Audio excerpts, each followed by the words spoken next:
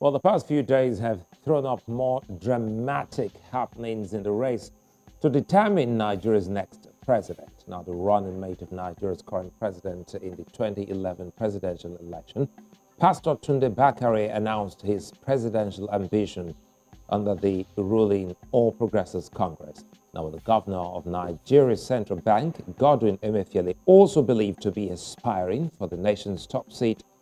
Reactions have trailed news of his reported interest. Latest reports also suggest one of the country's most respected technocrats and a former minister is being convinced to vie for the country's topmost political office.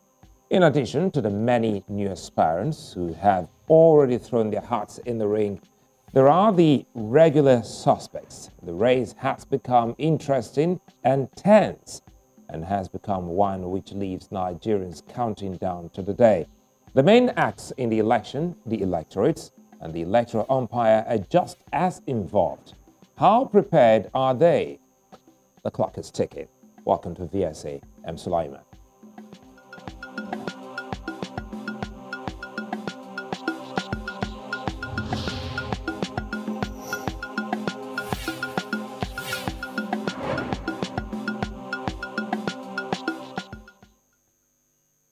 Now, new developments have been a constant event in the race for Nigeria's presidency. Now, the leading parties, don't get me wrong, are yet to pitch their tents with a candidate, and the third force is regrouping and strategizing to cause an upset.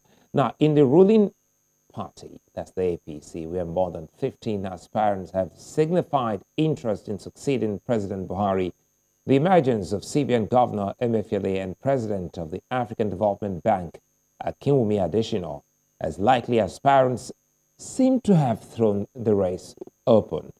Politicking is at its highest, and regional politics is now in full swing. APC leaders from the Southwest met recently to discuss issues believed to be about the unity of the Southwest going into the primary elections in the party. Vice President Kemi Oyediotun and his former boss and national leader of the APC, Bola Tinubu, are considered frontrunners in the race, but through a potentially pulsating encounter in the primaries. In the PDP, where aspirants are all out to project their qualities to members, the issue of zoning is still a behemoth. To zone or not to zone is a discourse in the opposition party, as its flurry of strong contenders failed to reach a consensus on how a presidential aspirant should emerge. Atiku Abubakar is still in the mix, and many others are also looking to pick the party's ticket. There's a lot to unpack on the show today. So joining me is Hashim Suleiman. He's a coordinator, digital agenda.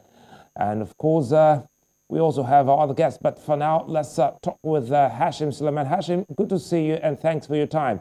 Now, a whole lot of names popping up almost on a daily basis that Nigerians are getting, well, a little bit upset on what exactly is the presidency. Are you surprised seeing names almost on a daily basis? Thank you, Suleiman. Good evening. Good evening, Nigerians. I'm pleased to be here because I basically like platforms like this that offer opportunity for people to discuss some of the critical issues that pertain to our nation. I mean, these issues are pretty critical to our nation for some of us who pay a lot of attention to these matters because, I mean, our well-being, we are pretty young, we're setting up families, and these kids are going to grow up. They require a nation that's workable, that are going to be able to put up a life. So basically, for me, who has been watching all of the democratic processes of Nigeria, I'll be honest with you, I am not surprised in any way. Why? Because I have monitored the democracy from 1999, and I have clearly understood that the democracy was growing by the day. And you use a lot of issues and a lot of data to be able to understand that. I told people, for example, I said in 2019 elections, 2 state governors, sitting state governors, lost elections. That was a plus to show you that indeed our democracy was growing. So all you're seeing today also by the influx of people into the space is just more pointer to the fact that our democracy is growing, the space is opening up, and that's why when we see platforms like this, we use them as opportunity to tell young people to pick more interest in the system and also join the system. Perhaps we could have it grow enough to be able to have the required human resources that we need for Nigeria to be able to have functional leadership. So let me jump in here, Hashim, since you're not surprised. And again, I recall, back in the day, we had that conversation leading up to that election then. But again, you said something about two sitting governors. Let's talk about some new entrants. And one of is the governor, Governor Badaru. And another name is another governor, not a governor of any state, but the governor of Nigeria's central bank. Let us in on what you think about these two individuals who have come up, to say they are also interested in running. Yes, thank you. Sulaiman, elections, right? They're about winning elections. They're about winning, basically. And all of these political parties that you see, they want to win elections. And to be honest with you, when a democracy is growing, when it's becoming robust, all that you need to be able to win elections is strategy.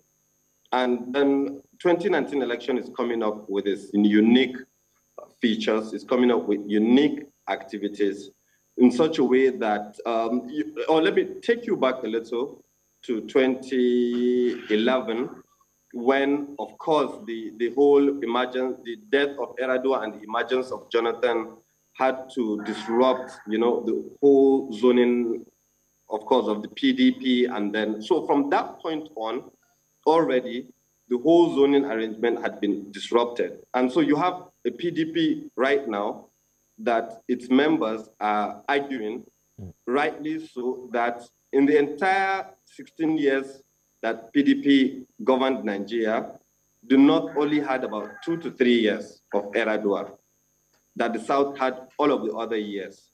So this argument is pushing the PDP to perhaps also see it as a strategy to put up a northerner, maybe, so they could be able to win the elections. Now, this already is going to put the APC in jitters, naturally, because democracy is about numbers. They're targeting, of course, the situation is putting the PDP on the right strategic path, and they could be able to throw up that card and win the elections. So the APC is not just going to sit back. And so I guess the emergence of these individuals is just an attempt by the APC to see how they could be able to match the PDP strategy by strategy. So maybe at the end of the day, they'll be able to match them and return victorious in the elections. So I think that's basically it, and nothing more than that. So when I see people who throw up narratives like maybe betrayal or something, I honestly don't see it from that point of view. I see it as a case that has to do with political parties putting up strategy. So at the end of the day, they'll be able to come up victorious in the elections. And I honestly feel that situation at hand for the APC right now. The PDP, of course. Hashim, is it right to say the more the merrier? Yeah, of course. Of course, we spoke about that democracy is growing. And so, of course, the interest in the polity is growing bigger. And so people are free to, of course, show interest into all of these processes. But of course, all of that in the coming years also is going to be taken care of by improved internal democracy processes. The Electoral Act, of course, is still a work in progress. It's going to get to a point that unless you yourself really recognizes that you're capable enough and that you've got all the necessary credentials to be able to run for election, you're not even going to go close there, even though you have an interest. So all of that is going to be taken care of with time by improved laws and what have you. But yeah, so the more is a function of people picking up more interest in the political system. But about the emergence of some of these dark horses, if I call them that way, is just a matter of strategy. It's a matter of that we're in a unique time where the opposition party is really desperate to come back to, but they've been used to power. They're not used to being opposition. And that's why some people even accuse them of not being a good opposition. They're not used to it. So they're itching to come back to power. And they want to do anything, including putting up a northerner to win that election. And so the APC is just jittery about that and is thinking about options on how to counter that. And I guess that's the reason why they're putting up this individuals at the late hour, so they could be able to have options to match PDP. So Hashim, let's do a bit of calculation now. Someone once said, well, this is the month of May, and it's a month of probabilities. Is it, does it make any logic that the ruling party, the APC, is waiting in the wings to see how the opposition PDP primaries go for them to know where to pick their candidate from? I hope I still have a Hashim online. Yeah, I'm here. Yes, of course, that's it. We've known this from a long time coming, that, because these politicians, you're seeing, they're smart enough. They think farther than you think. So a long time ago, they've always known, they've always not understood what the PDP was going to do. And so they have been watching and waiting to see the body language of the PDP regarding how they were going to go. And that was definitely going to inform how they were going to also set up to meet them at the polls. And so what you're seeing is just that, yes, they of course, remember also that they have informants who tell them about possibilities about where that other political party is going to go and what have you. And so with all this information at their disposal, the ruling party, they have all the mechanisms to have some of this information. They have an idea of where the PDP is probably going to go. And so they don't want to be caught off guard. And that's why they are preparing, they are putting up as much resources as possible, because, there are dates to all of this, picking up forms and all of that. And so they don't want all of these dates to close without them having the appropriate resources to be able to match the opposition party. So I guess that's what they are strategically thinking about. Talking about resources, it's one of the concern by Nigerians, especially the electorates looking at the ruling APC. They think that audacious, all-in-your-face amount is insulting. Talking about 100 million naira. Still, it hasn't deterred people from picking forms. Yeah, but Suleiman, let's be honest. I think one of the things with Nigeria is that we lack the ability to be honest about issues sometimes. We need to be very, very honest with ourselves. I think sometimes we underrate Nigeria. Nigeria is a very, very big country.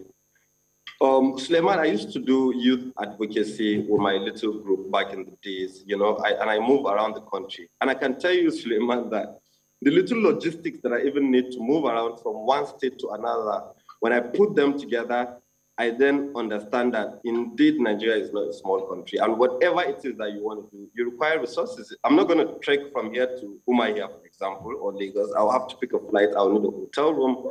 I will need a whole lot of logistics. And so for me, I see this as a way, like the national chairman of the party said, that it was an avenue for them to be able to put up funds so they'll be able to run their activities smoothly. I mean, how does it look like in a country like Nigeria, as big as Nigeria, that a political party cannot even be able to at least furnish her office and complete a permanent office where they could stay and operate? I mean, that doesn't look good. These are not things we should be celebrating as a nation.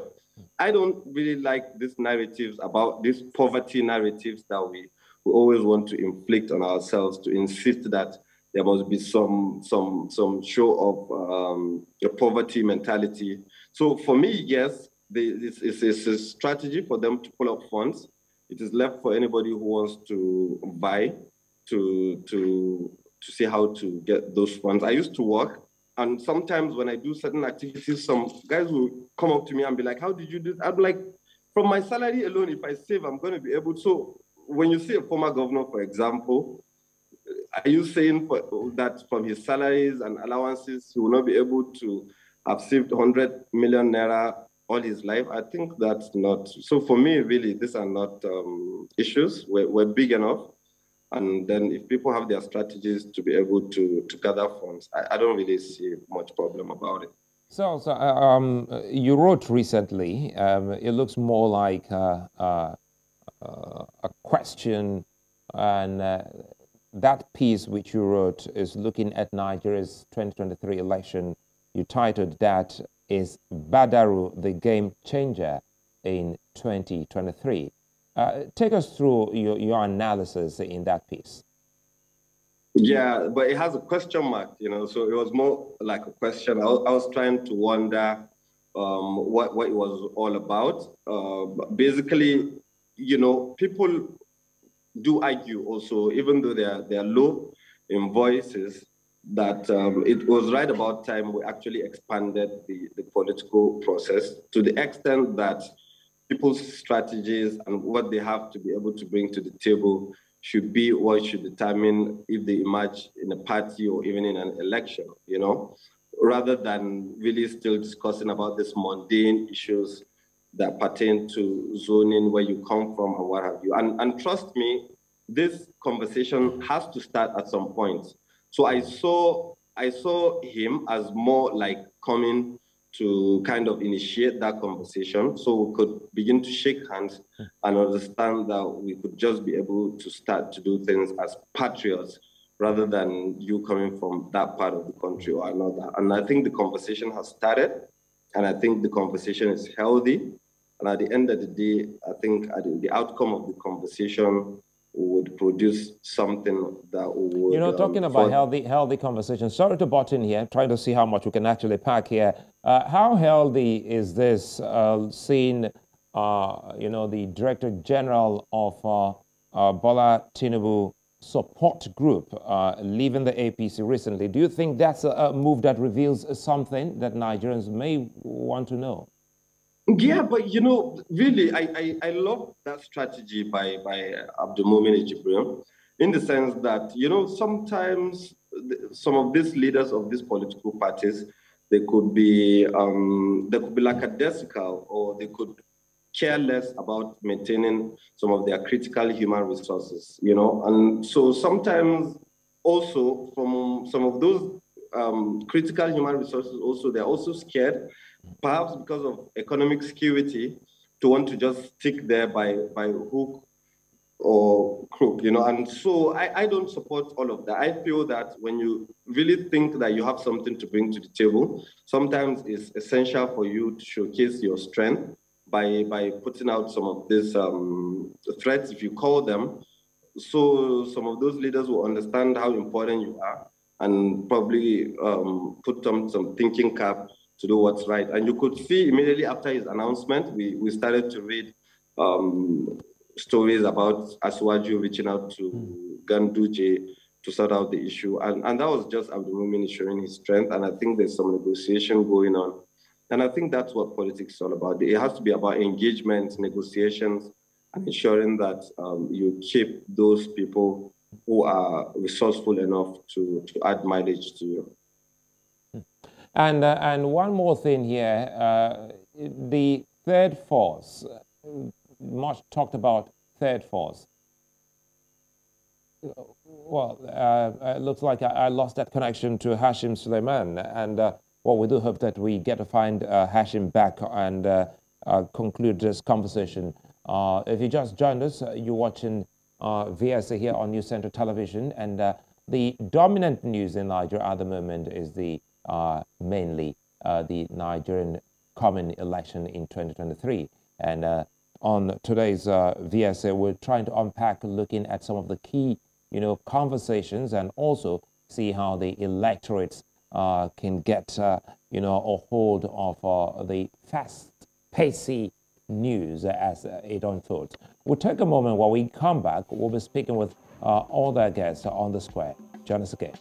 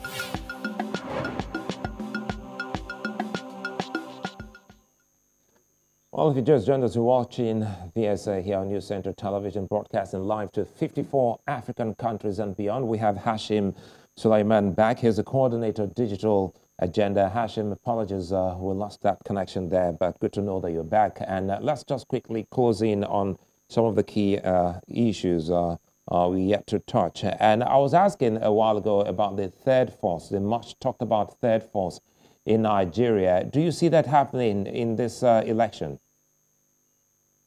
Honestly, no, I don't. You know, one of the bane of our elites in this country is the fact that when they held sway, when they had opportunities, doing what they were doing back in the days, they never paid attention to building the needed goodwill to be able to do some of these things. And so right now, you see all of them talking, but you could see that they themselves understand that they have a lot of deficit of goodwill. And so I really don't see how they want to do this. I really don't see how they can mobilize this country to be able to put up any challenge to some of this. The only person who is trying to do that is Kwankwaso with his NNPP. So far we're watching, and I think his strategy was just to put up that. I think he's done well in terms of trying to gather the needed goodwill, but then I'm not sure if it's enough to cover the entire country. So he did that as an alibi to be able to welcome some of the aggrieved members that will come from all of the processes that are currently going on. So I think he's the only one that we probably could think he may put up some fight, but even him would have to wait to see how many people and their strength and caliber and what they could be able to take into his party. So they could. I think I don't think Nigerians will be waiting, to see what's coming up. Talking about assessment so far of the digital reach of these aspirants. Help us here, if you will. Who stands the better chance amongst them, speaking digitally? Okay, so yes, when you talk about the digital reach, so far, so good. I think you'd really have to give it to there are two individuals right now who are really doing very well and who are really in the forefront in terms of their own personal capacity, and it's just Atiku and Asiwaju Bola Ahmed Tinubu in terms of their own personal capacity to be able to put up this fight and how much they've been able to come those far. Atiku and Asiwaju, you have to give it to them. Their team are doing well. They're putting them out there. They're the ones controlling the narrative to a large extent right now. As far as PDP is concerned, everybody is talking about Atiku Abubakar. And so yes, so like that. So you would know that these two individuals, so far so good, are really the ones that are kind of really there, and you could see them, they're present. Their activities are very obvious to all of us. But every other person is practically maybe relying on somebody to endorse him or somebody to push him out there or what have you. But these two individuals really, and you will not be surprised considering where they're coming from. They're veterans in the system. They've been there. They understand how it works. They understand how to recruit the appropriate human resources they need to be able to put out this kind of fight. So, I mean, that's what it is at the moment. But then, we would not also rule out the fact that maybe government support to certain individuals could also boost their mileage and what have you. But that's what it is at the moment. Let's see if we can close on this, and it has to do with Nigerians. Do more Nigerians need to be digitally aware for the delivery of a successful election? Of course they do, but Suleiman, how do you want to do this? Is the infrastructure available? I mean, everybody says, and rightly so, that the chunk of the population who decide who becomes Nigeria's president are people who are not as aware as they should be. They're largely moved by certain things other than objectivity and criticality, you know. So where the infrastructure, is anybody investing in this kind of infrastructure, the education level to be up to that level where these individuals could be able to think for themselves and analyze some of these situations? I'm not sure. So I'm not sure we would have to start talking about that at the moment, unless that is start to be worked upon by maybe this present leadership and another leadership to come. But as it is right now, the infrastructure is now available. The issues that actually inform the decisions of these voters is other than objectivity and criticality, and we'll just have to live with it. And lastly, before you leave, you know, electronic transmission of votes has been, you know, a very big topic in Nigeria. You think Nigeria is ready for this digital evolution in its elections? Yeah, you know, there's no time when anybody is ready for anything. What's most important is that it has to start, and then from the challenges you're gonna encounter in the process of implementing, you'll be able to pick out the areas you need to work on and improve upon. But I think largely the whole mobile technology and the whole communication sector is not doing so badly. So I think really that, yes, to a large percentage, we're going to see a success of it.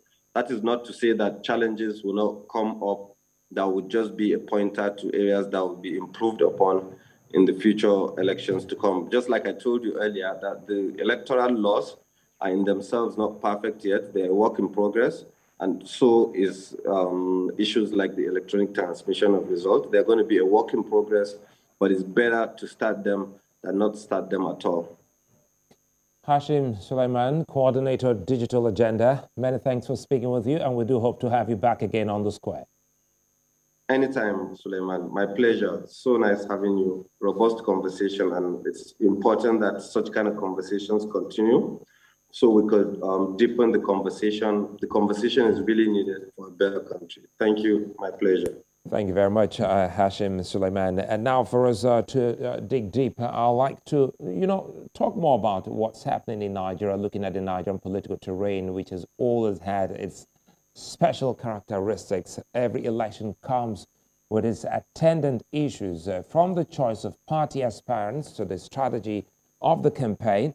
The electorates and the electoral umpires are just as important in the process of voting. Now, with billions of naira budgeted for the 2023 election and citizens psyched, you know, to exercise their franchise, it's deemed appropriate to give the voters an understanding of what the processes are. Experience of the last 7 years leaves citizens with an even sharper eye to the detail and an automatic presence of great expectation from the electoral umpire. So political gladiators are in the running. Experienced politicians are tinkering and masterminding moves as the days inch closer, yet Nigerians can hardly vouch for these aspirants. Issues of rigging in the past and the peculiarities of the current times fixates all eyes on INEC. INEC is the Independent National Electoral Commission in Nigeria, and it is pulling all stops to deliver a successful election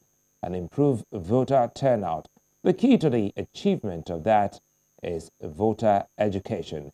So joining me now is Kemi Oyediotun. She's the Public Relations Officer, INEC Lagos State.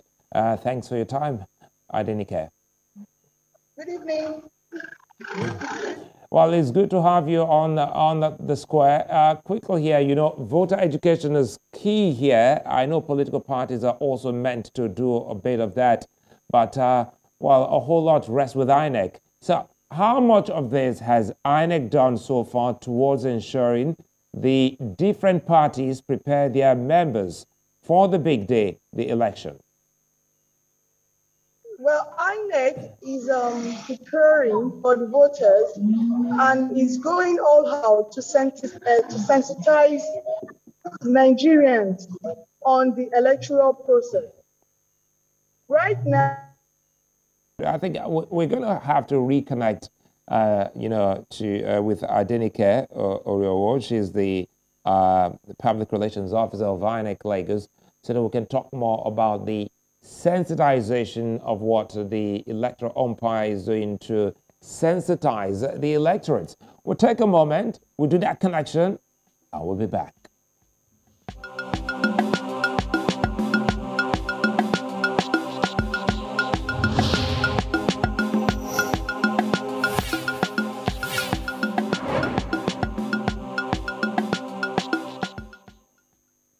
There's our home run here, and we're talking about sensitization, and of course, talking about the electorates that need to be informed, well informed ahead of the big moment, 2023 election. And Adenike Oriowo, and who is the Public Relations Officer at INEC Lagos, and Kemi Oyediotun, the Head of Department Voter Education and Publicity, INEC Lagos State, joins me. Thank you, Kemi, and let me start with you, Kemi. You know, social media is a growing constituency in Nigeria, and voter education has to be extended there. Is INEC looking in that direction already? Yes, we have our Instagram handle, we have Instagram, we have Facebook, we are on Facebook, we are on Instagram, and we are on Twitter. Websites. So we're already there. So what kind of messages are you sending out to the people? Because first, I think the big one. By the way, congratulations to INEC, because INEC did the continuous voter registration, which was very, very welcomed by young Nigerians, especially those that'll be first-time voters. Are there other things you expect the electorates to be doing by now before the big moment? Yes, the Enlightenment program is on. We are on Facebook. We are trying to pass information to people, to the electorate, and we put up all our activities on their handles, on Instagram, on Twitter, on Facebook. So, to obtain their voter's card. Perhaps maybe you missed.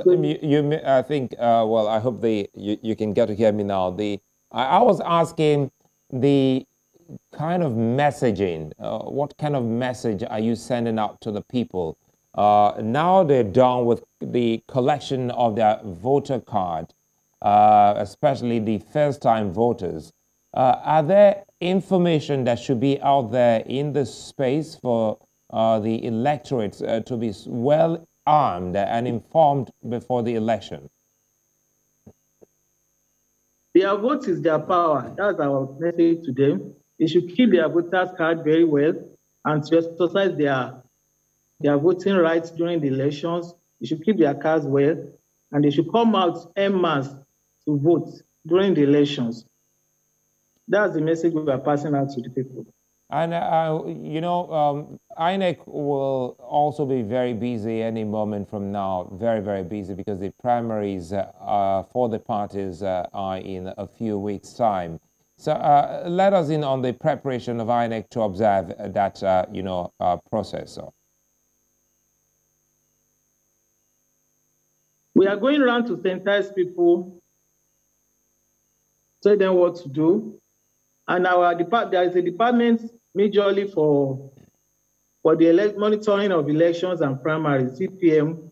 They are going around to sensitize the people, and we urge people to political parties to get their acts right, so that they can tell their people to conduct themselves very well. So that there won't be any violence during the exercise.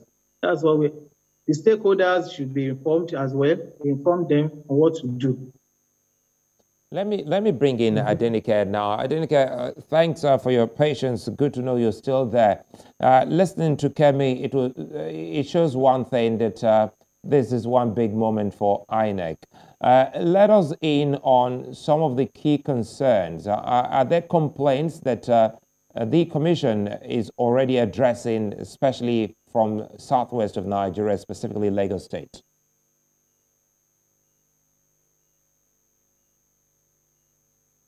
Problems, or a major thing that we're having as a body, is people coming to complete their registration. because the registration, the CV, the continuous voters registration is in two folds. You go online, register.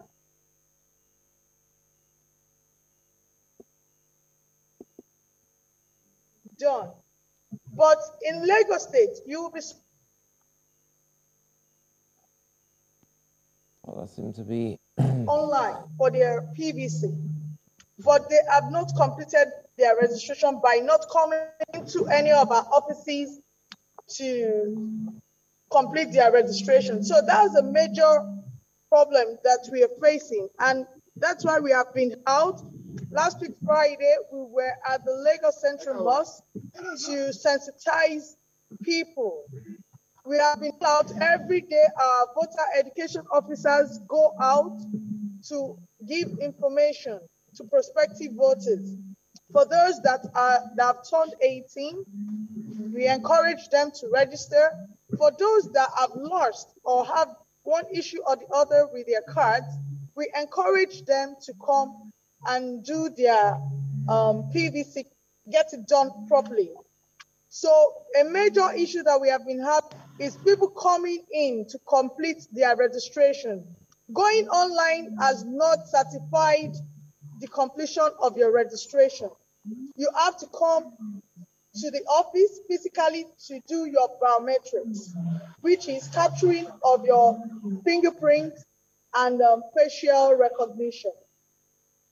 Well, I think this is something that I'm excited about, because that's a big one. So let us go through this again.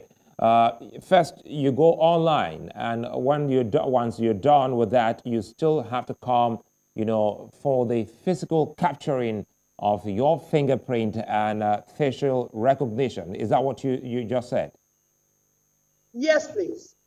And how is INEC able to manage, the crowd? Because we understand that people are getting to accept your sensitization to the extent that you're getting to see them, the numbers rise. So how are you holding on?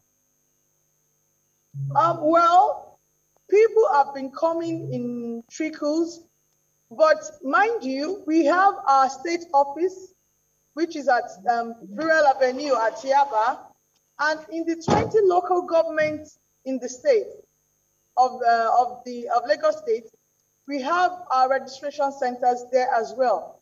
Right now, we have devolved to the ward level, which is the registration areas. We have a rotational plan that for every local government, people can go to the nearest registration area, which is ward, and go do their completion, or even some people, if they don't have the opportunity of going online, they can just go directly to any of our offices or these registration areas, and our staff will attend to them. They will be asked some questions, fill a form, and then they will capture their biometrics. So we are out in our state office in the 20 local government areas of the state. And we have also moved to the RAs as we speak. We moved to the RAs since April 11th, that the fourth quarter of the CVL exercise started again. And it's going to continue till the 30th of June, 2022. Okay, let's take a moment, Adenike, and come to Kemi. Kemi, again, thanks for your patience and time. You just said to us that your team, some of them have been going around, the nook and crannies of the communities. Specifically, some of them were at the Central Mosque. How do you cope with those who would want you to break it down, because information is key? Break it down in a language you understand. Do you have people who understand the language of the people in such communities? The language they understand. If we are in an environment where predominantly they are Yorubas, we speak Yorubas to them. In our team, we have Hausa, we have Igbo, we have Yoruba, we have English-speaking people. So that's how we communicate to them. We communicate to them in the language they understand. In churches, we go to marketplaces, and sometimes we go to mosque as well. We speak in Pidgin, speak to audience that are Pidgin-speaking audience. We communicate with them in the language they understand. That's how we pass our information around. What's the response been like, especially from the youth population? Are they charged by these aspirations and, sensitization coming from INEC? Yes, they are excited about the information. Because we have platform on social media, we know majorly most of them are on social media. So we communicate with them through the platform where they are massive. That's why we communicate to them. We have social media, and the response is very good. It's improving. And, for those of you here in Lagos, how is the reception like? We understand, again, well, our hearts to some of your colleagues in other parts of the country. Talking about security-wise, how is it going for you and members of your team? They always welcome us warmly, and they ask questions, we answer them. They welcome us warmly, they ask questions, we answer the questions, and they receive us very well. And security has been good in Lagos so far. Don't have any problem of security at all in Lagos. So far, so good. While moving around, don't encounter any itch security-wise. Well, I think at this point, I'd like to thank you both for your time. Adenike Oriowo and Kemi Oyediotun, both from INEC here in Lagos, speaking to us on what the electoral umpire is doing to sensitize Lagosians that's in southwest of Nigeria on the big moment. Well, if you missed out on the show or subsequent, past shows, you can go to our YouTube channel on the station and look out for Village Square Africa. I'm Sulaiman. See you again.